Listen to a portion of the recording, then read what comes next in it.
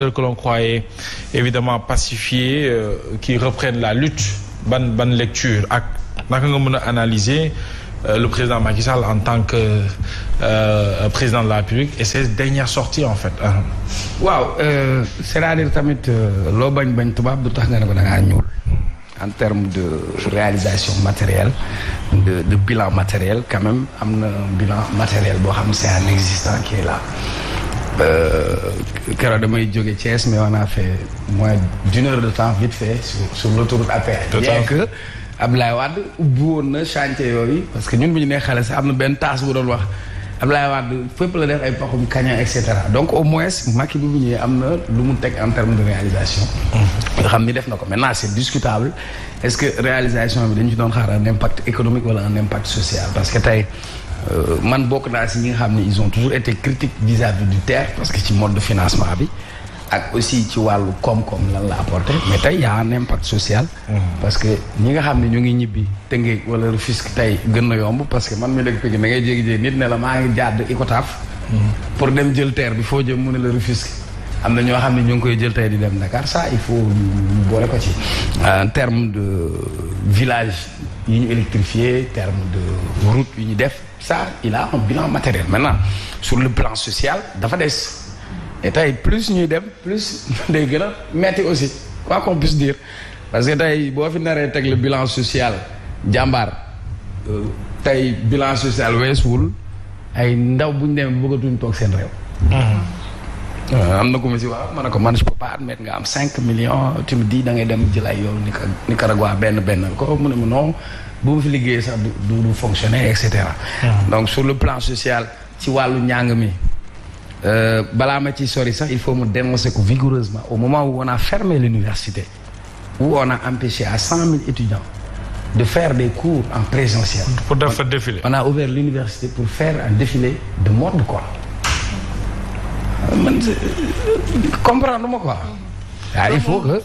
ñu jël les responsabilités qu'est-ce qu'on veut. monumental comme moment bi ñu tëj université bi làmb jaa ngi am sama côté Lamine làmb ji su amee ñun lacrymogène la ñuy nooy parce que yi ñuy dóor ci biti Siteu macha allah mbooloo bi mu am Ama macha allah mbooloo bi mu am et pourtant làmb ji day fees dell ñu indi sécurité indi gendarmerie donc pour man lii ñu jël comme prétexte pour fermer l'université nañu permettre étudiants yi ñu dem jàngi donc tey dafa nekk nag ci benn tournant bu metti j'étais en train de lire benn extrait des mémoires de Abdou Diouf parce que Macky am na fu muy waxee ni si ça marche c'est pour tout le monde mais si ça ne marche pas tu es tout seul donc tey est-ce que ce n'est pas un homme solitaire qui va se sentir seul parce que décret bi nga amoon ak cër bi nga amoon dañ na dans quelques mois. même s'il est encore le président. oui mais même non c'est-à-dire am na jamono boo xam ni Macky bu tisoolee ñu ne ko yaaram kàllaa. mais léegi lu mu def baax. bu nee weex na ñu ne ko tàll. bu nee ñuul na ñu ne ko kukku. bu nee xonq na ñu ne ko coy. parce que boobu décret baa nga fa.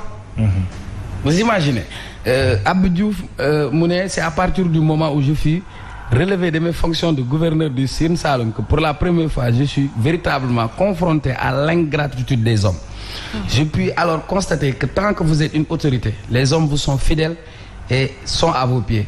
Mais dès que vous êtes en disgrâce ou qu'ils vous y croient, certains d'entre eux n'ont plus de considération pour vous et vous tournent le dos. Après, c'est le cas d'un grand chef religieux qui, lorsque j'étais gouverneur, m'avait demandé de donner. Donc, c'est ce qu'avait dit Abdou Diouf. Abdou Diouf, moom biñ koy doog a relever ci fonction de gouverneur du Sine Saloum. ci lay doog a natt gore di ak ingratitude bi nekk ci nit ñi parce que bu ñu demee ba xam ne amatoo ndogal ba autorité ba rek commencé nañ laa woon ginnaaw donc en quelque sorte dafa bokk ci yoo xam ne ci signe de fin de règne la beneen bi Ndeye Fatou a raison Macky communication bi dafa mës a nekk koo xam ne dafa pondéré d'ailleurs bokkoon na ci critères yi sax ci Sénégalais yi ñu doon wax yii kii dafa yaru kii dafa dal kii dafa tey du dëgg rare moment même yi ngay wax sax yooyu day kaañe sax parfois parce que ku mën a toog mbalak sëriñ bu parfois mu toog ne bu roog soow def benn langage au début sax dañ doon traité Macky ñàngal parce que tout le temps il avait le visage ferme ay doon montrer cette fermeté mais cette fois-ci communication bi ça a passé mal quoi c'est-à-dire tey un président il est au-dessus de la mêlée, il est au-dessus du lot. Par exemple, je donne juste un exemple. yéen ñi nga xamante ni politique moo leen fi indi toog leen yéen ñi fi développement indi jóg leen pour man munoo séparer politique quintessence am kay mooy développement. ñii nekk acteur de développement sax ñoo war a nekk ñii politique parce que dañu war a wut ay solution exemple beneen bi ci biir communication wax na ay frustration et première frustration bi ma am mooy par rapport ak ay nitam parce que moom du ñëw ne am na bilan matériel te ñi war a défendre son bilan duñ ko défendre parce que politique lañ nekk soo waxul yow li ngay def wala li nga doon sa wujj bu lay sëlam du la waxal li nga def donc lu ñu la lay xool mu génneel la ko donc en termes de communication ça a toujours été le problème Mimi Touré bi mu fi nekkee dafa waxoon day dem former 600 débatteurs yow da ngay def ay plateau invité ku la neex mën nga ko invité mais pour nga am un invité du pouvoir mu ñëw toog c'est toute une difficulté. Ça c'est vrai. donc déjà ñi nga xam ne am nañ yenn responsabilités yi tey dañuy bañ a saraxe seen bopp politiquement jàpp nañ ni affaire bi wóorul su ma génnee jël benn posture wala benn position mën na ma rattraper am na nga xam assumé wuñu seen ànd bi ñu ànd ak moom. donc parce que man je l'ai toujours dit mënoo nekk ci benn affaire di soos ci bool bi di capp ci bool bi diw ci mburu mi capp ba say loxo niin ba affaire bi jeex nga jékki-jékki ne man candidat laa affaire daa war a changer ça pour man ça ne passe pas chez moi. Tu peux pas être là pendant 12 années mu responsabiliser la bu ne nga bàyyi ba affaire yi des cappaandaw à la fin nga ñëw bëgg a sol beneen yére pour gëmloo ma ni man mii ne ma non Macky non wala lii la waroon def wala nangam alors que vous avez été là dans toutes les sauces donc déjà pour man ingratitude weesuwul loolu man su may nekk ak yow damay nekk ak yow lu ma am jël nag du dëgg mais quand un bateau commence à tanguer on verra que des gens vont sortir pour ay bouées de sauvetage comme Sénégal la ñu aay mën nga judduwaat sax defarwaat mel ni comme si de rien n'était beneen bi daf ñu nëbb jikkoom Macky d'habitude soo gisee danaan tekk du wax li muy def dina ko def tel ci boole wax bokkul ak personnalité sax Ablaye Wade boo xam ni il est spontané day ñëw wax dem mais Macky boolewu ci wax ju bëri lu mu bëgg a def dina ko def. c'est que Maître Wade est un avocat. bokkuñu mais kii. Macky ingénieur mais fan yi sooy seet dans sa communication daf ci dëggal c'est-à-dire dafa mel ni sax moom amatul pression quoi c'est-à-dire butatul quoi moom daa mel ni moom libéré wu na comprendre c'est comme s'il n'a pas quand Ahmed Khalifa Niass lui dit bu ngeen defarul lii du ngeen fi am dara mun a waa bu ñu fa amul dara garaawul xam nga kooku neexalul kenn c'est-à-dire commencé wu ko tey dañ toog dialogue mu ne da ngeen ma koy ñaan ci njekk rek ah donc ça veut dire c'est devenu un homme solitaire maintenant beneen bi li nga wax c'est normal parce que aujourd'hui Macky il est trop devant parce que politiquement Amadou Ba n'apparaît pas trop Amadou Ba n'est jamais apparu maintenant c'est Amadou Ba qui doit apparaître ou qu'on le laisse apparaître mais tey Macky est obligé de monter au créneau de faire une tournée et quand même les interlocuteurs tant que Macky est là ils s'adressent pas à Amadou Ba ils vont s'adresser à Macky directement gis nga paa bi nekk kaw la pourtant Amadou ngi toog à côté paa bi xam na Amadou mais xam na ni bu fi Amadou toogee Macky toog fi Macky lay waxal pour mu wax ak Amadou est-ce que comprendre nga donc déjà ba tey Macky mu ngi wane ni que moom moo am li nga xam ne mooy l'appareil politique mu téye ko donc beneen bi nga xam ni ci forme de communication Abdoulaye Wade 2011 on va aller dans une année électorale c'est 2012 musul yomb ci benn régime président bi muy ñëw suba sax bu année électorale desee 1 an il faut que marmite yëpp yëngatu. Très bien. donc tu verras. mooy Wade bi mu ne maa waxoon waxeet. mais même Wade bi mu waxee maa waxoon waxeet woy na nañ ko bongool nañ ko peut-être su xamoon ni wax jooju dina egg foofu amaana du ko wax mais même Wade waaye naa ko waa toogoon nañ ne ñoom ñoo jëloon ceeb bi def inflation pour influer donc ici contexte bi régime boo xam ni 4 mois moo ko dese ñu war a demaat ci yeneen élection opposition mu ngi si ligne droite am dernière ligne droite li mu yore ñu ngi ko bëgg a foqati. ñu ko may dara. parce que dafa mel ni làmb ji boobu ba léegi ñu ngi doon léewtoo fi mu toll ni jamante ay coup moo des la moo des coup kaaw moo des wala waa ji day wëlbati wala la Youssou Ndour waxoon opération wër ndomba donc c'est normal que Macky soit acculé et aujourd'hui sur le plan politique gars yi dañu waroon a dévier seen adversité jëmale ko surtout ci Amadou Ba et moi j'ai compris que à un moment donné c'est comme si Bougane loolu la comprendre sooy xool dans ça comme waxul sa ay waxu Macky loo wax mu ne la Amadou Ba parce que Macky n'est plus l'enjeu Amadou Ba maintenant c'est le prolongement de Macky Sall et Macky pèse de tout son poids sur la gouvernance. Pour moi, Macky devrait être un peu en retrait et communiquer moins pour laisser Amadou Ba prendre les devants et pouvoir exploser. Président Lamine Gueye sur la question. Non, pour moi, c'est parce que on se prépare pas à partir. Parce que aussi quand on revoit les événements qui se sont succédés, rien ne présageait que ni président Macky Sall du def beneen candidature. soo xoolee acte yi mu posé. soo xoolee par exemple bi mu naan verrouillé naa affaire bi. ni mu doon waxee ak bi ñu jegee yëf yi discours bi changé yenn ñi ko proche ni ñu commencé changer de discours.